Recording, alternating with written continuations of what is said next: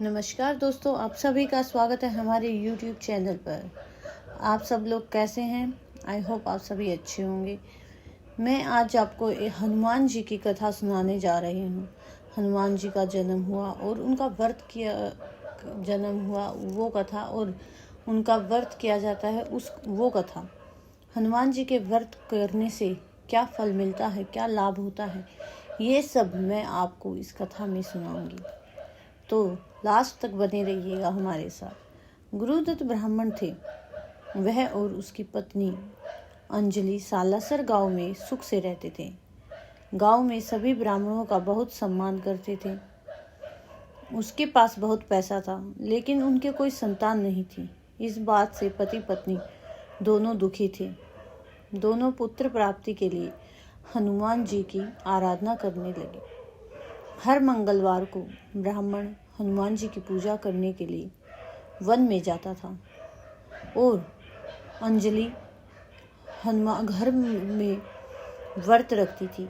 दोनों अपना व्रत खोलने के लिए शाम को बजरंगबली को भोग लगाते। ब्राह्मण और उसकी पत्नी ने कई वर्षों तक हनुमान जी की पूजा की, लेकिन उन्हें संतान नहीं हुई। एक समय ऐसा आया जब ब्राह्मण दुखी हुआ, लेकिन उसने बजरंगबली पर विश्वास करना नहीं छोड़ा। ब्राह्मण और उसकी पत्नी दोनों ने उपवास रखा, जैसा कि उन्हें करना चाहिए था। एक मंगलवार को अंजलि हनुमान जी को भोजन कराना भूल गई और जब रात हो गई तो बिना खाए ही सो गई।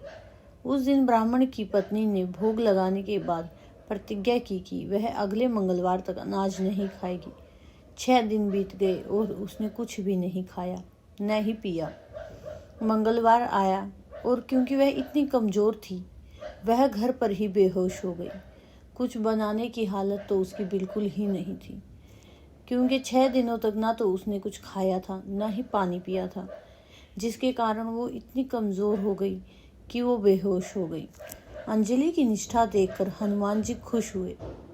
सोते समय हनुमान जी अंजलि के पास आए और उससे कहा, बेटी उठो, तुम हर मंगलवार को पूरे मन से मेरा व्रत रखती हो। आपने मेरी पूजा पूरी निष्ठा से की है, इससे मैं खुश हूँ। इसीलिए इस बात से खुश होकर मैं तुम्हारी मनोकामना पूरी करने का वरदान देता हूँ। तुम्हें पुत्र की प्राप्ति होगी, जो तुम्हारी खूब देखभाल करेगा। इतना कहकर बजरंगबली वहाँ से चले गए। तब अंजलि उठी और भोजन बनाकर सबसे पहले हनुमान जी को भोग लगाया। इसके बाद उन्होंने खुद खाना खाया। जब गुरुदत्त घर गया तो ब्राह्मणी ने उसे सब कुछ बताया जो हुआ था। तब ब्राह्मण ने सुना कि उसे एक पुत्र प्राप्त होगा, तो उसे विश्वास नहीं हुआ और अपनी पत्नी पर संदेह करने लगा। उसने अपनी पत्नी से कहा, तुम बातें बना रही हो, तुमने मुझे धोखा दिया है। कुछ समय बाद ब्राह्मण की पत्नी ने एक सुंदर पुत्र को जन्म दिया। दोनों ने उसका नाम हनुमान जी के नाम पर मंगल प्रसाद रखा। ब्राह्मण हमेशा सोचता था कि उसकी पत्नी उससे झूठ बोलती है और उसे बरगलाने की कोशिश करती है। जब उसने इस बारे में सोचा तो वह बच्चे को मारने की योजना बनाने लगा। मौका पड़ने पर ब्राह्मण बच्चे को स्नान करने के लिए कुएं पर ले गया। उसने बच्चे को वहीं कुएं में फेंक दिया। जब ब्राह्मण अपने घर वापस आया तो उसकी पत्नी ने उससे पूछा, मंगल कहाँ गया? वह भी तुम्हारे साथ गया था? पत्नी का प्रश्न सुनकर ब्राह्मण थोड़ा घबरा गया और फिर कहने लगा, मंगल उसके साथ नहीं है। इतने में मंगल पीछे से मुस्कुराता हुआ आया और आगे चल दिया। ब्राह्मण जो कुछ देख रहा था उसे विश्वास नहीं हो रहा था। ब्राह्मण घबरा गया। उसने सोचा कि ये कैसे हुआ? मैंने तो मंगल को कुएं में फेंक दिया था, लेकिन ये वापस कैसे आ गया? ऐसे ब्राह्मण उसको देखकर घबरा गया, डर गया। गुरुदत्त रात को सो नहीं पाए, क्योंकि उन्हें इस बात की चिंता थी कि मंगल दास घर कैसे पहुँचे। उसी रात ब्राह्मण को बजरंगबली का स्वप्न आया। हनुमान जी ने कहा, मेरे प्यारे बेटे, तुम दोनों उसके माता पिता हो। तुमने जो कहा वह मैंने किया, क्योंकि मैं इस बात से खुश था कि तुमने और तुम्हारी पत्नी ने कितनी निष्ठा से कितनी निष्ठा से मेरी भक्ति की और अपने बेटे मंगलदास को अपना लो और अपनी पत्नी के बारे में संदेह करना बंद करो। ऐसा स्वप्न देखकर ब्राह्मण ने जब ये स्वप्न देखा तो वह बहुत ज़्यादा खुश हुआ। सुबह उठते ही ब्राह्मण ने सबसे पहले अपने बेटे को गले लगाया, फिर उसने अपनी पत्नी से माफ़ी मांगी।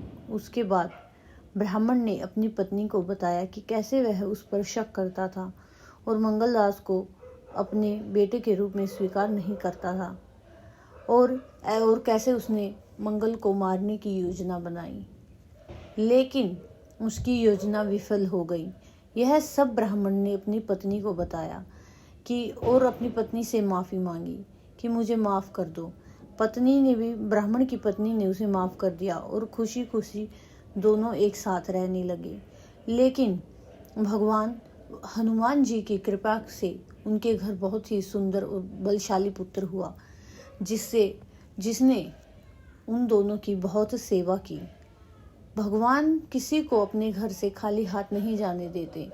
जो भगवान की पूजा मन से करते हैं, भगवान उसकी सभी मनोकामनाएं पूर्ण करते हैं।